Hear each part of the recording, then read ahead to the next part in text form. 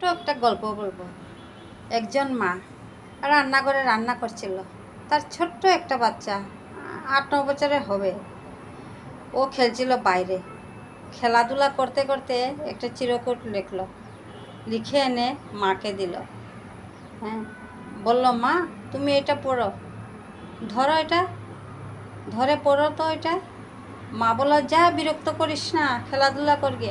না মা, তুমি এটা পড়তেই হবে, আমি খেলাধুলা করবো না যে।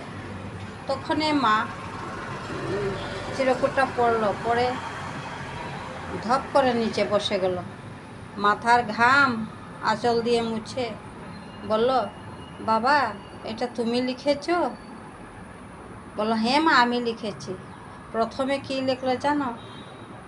মা তুমি যে প্রতিদিন সকালবেলা আমাকে বলো, যা তো মশারিটা তুলে দিয়ে আয়, ওটার জন্য 60 টাকা। 2 নম্বরে লিখেছে, তুমি যে প্রতিদিন বলো, যা কাকুর দোকান থেকে এটা নিয়ে আয় তো, ওটার জন্য 40 টাকা। আবার তুমি যে প্রতিদিন বলো ছোটো ভাইকে কুলে নে, এটার জন্য 80 টাকা। আবার তুমি প্রতিদিন বলো না ছাদে গাছে গিয়ে জল দিয়ে আয়, এটার জন্য 90 টাকা। হ্যাঁ, সব মিলিয়ে আমাকে টাকাটা দাও, তুমি টাকাটা আমাকে দাও।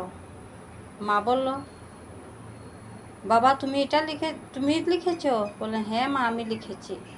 ঠিক আছে, একটা চিরকুট আর কলম নিয়ে আসো তো আমার জন্য তুমি গিয়ে। বলছে, পারবো না, তুমি আমাকে টাকাটা দাও। বলতে, যাও দিচ্ছি, তুমি নিয়ে এসো, আমাকে দাও, আমি টাকাটা তোমাকে দেব।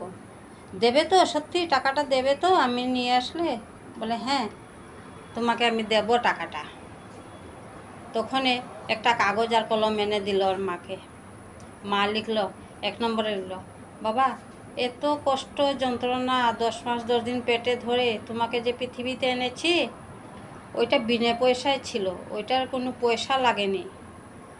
আবার তুমি যে অসুস্থ হলে সারা রাত জেগে আমি ঠাকুরের কাছে প্রার্থনা করতাম, ওটাও বিনা পয়সায় ছিল, ওটার কোনো মূল্য লাগে না। আবার তুমি স্কুলে গেলে, আমার চোখের আড়াল থেকে দূরে চলে গেলে আমার বুকটা যে কি যন্ত্রণা হতো। হ্যাঁ, আবার তুমি ফিরে আসলে, তোমার মুখে হাসি দেখলে আমার যে কি আনন্দ, ওটাও বিনা পয়সায় ছিল। তা মায়ের কোনো দিন পয়সা লাগে না। আবার কেউ যদি এসে বলে পৃথিবী একদিকে তুমি একদিকে, আমার পৃথিবী লাগবে না, আমার পৃথিবীর দরকার নেই, তোমাকে চাই আমার, ওইটাও বিনা পয়সা। তখনই ছেলেটা বলল, মা আমার ভুল হয়ে গেছে, মায়ের ঋণ কোনো দিন শোধ করতে পারবো না। বলে ছেলেটা চলে গেল, ক্ষমা করে দিও। হ্যাঁ, এই হলো মা। গল্পটা ভালো লাগলে কমেন্ট করে বলবে। বাই।